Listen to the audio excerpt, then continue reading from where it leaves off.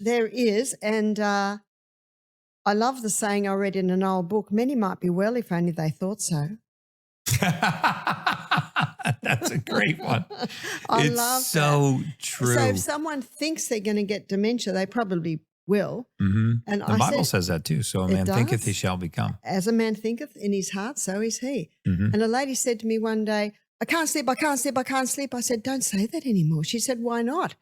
I said, because every cell in your body's listening. Mm. And it says, looks like we can't sleep. Yeah. She And said, so when well- you lay down to sleep, you go, this is something I don't do well. Yeah. Yeah. And they all say, oh, yeah, we're listening. So what I say is just say, I'm going to try. Mm. I'm going to get there. Like my daughter Emma, she said, Mum, I'm going to grow up in a minute. She was 5. Yeah. You know, Took her another 10 years. It's actually your words had an effect on your mind.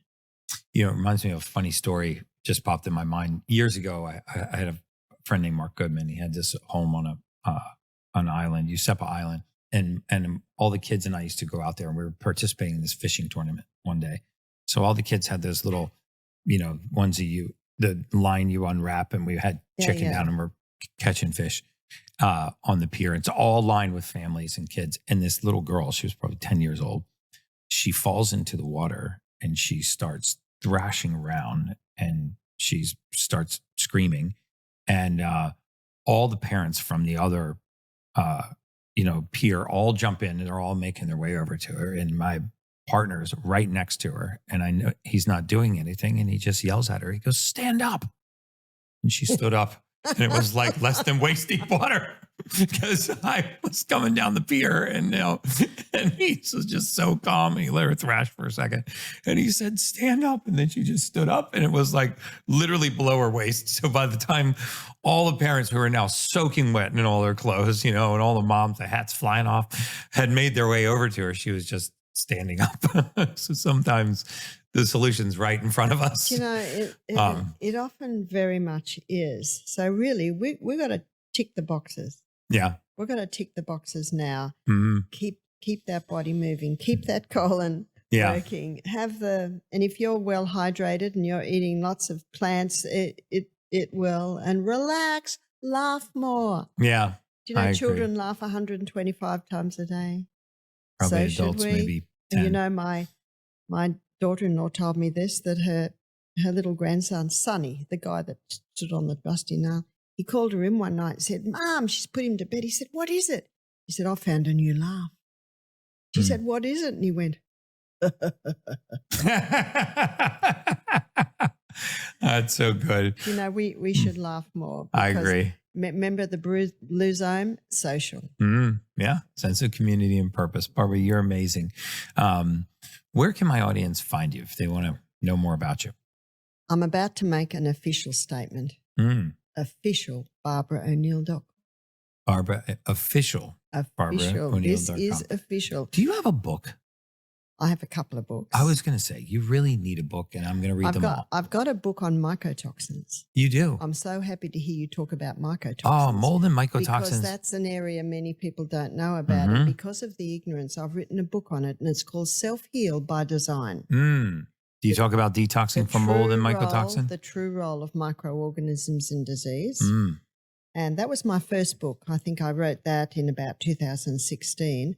Now, my most recent book that was published last year is called Sustain Me. And Sustain Me is an acronym for the basic laws of health. Sustain Me is a handbook on natural therapies. I have a chapter on hydrotherapy, a chapter on poultices. I start at the head. I look at ears, they're eyes, ears, respiratory. I go into the stomach, bones. So it's like a handbook on natural remedies. Fantastic. And my husband has written a book called The Assassination of Barbara O'Neill. Wow. That will be a good one. Now, as you can see, I have not been assassinated. Yes, I would say we should change the title maybe to The Unsuccessful Assassination. But I said to Michael, that's a bit strong. He said, no, it's good. Yeah, no, it'll get attention. And it's basically a book of why I was banned and what the Australian government did to me. Fantastic. Well, we're going to go in for just a few minutes into my VIP group. I have a VIP community. These are the real community that I serve. I spend a lot of time with them. We do one-on-ones and live coaching, and I'm trying to build an army of like-minded people. So folks can become a VIP by just going to my website, ultimatehuman.com/VIP, because they're the only ones that I let know who's coming on the podcast. And then they get to ask some questions. So they got a couple of questions for you, but I wind down all of my podcasts by asking my guests the same question. There's no right or wrong answer to this question. What does it mean to you to be an ultimate human? What it means to me to be an ultimate human is I want to be able to help others get the most out of their life. And I'm a very shy, quiet lady. I was living in a rainforest with all my children, never dreaming what God had planned for me. But I am married to a man who said to me, I hate health lectures, but yours make sense. And he really has been the one that has pushed me forward. And the most wonderful thing for me is I'm walking along the street and like last night, waiting for the Uber, and a young man, he looked like he was 25. He said, are you this lady here? He had me on the... I said, I am. He said, you saved my life. He said, I can't believe that I'm a... He said, thank you. Thank you. That's why I do it. That's why I do it. And I believe that we are here for each other. I agree. Absolutely for each other. And if I can make a difference in only one person's life.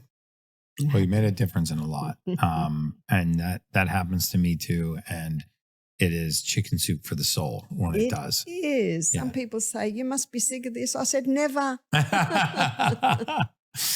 Well, guys, it's VIP time. I hope you enjoyed the podcast.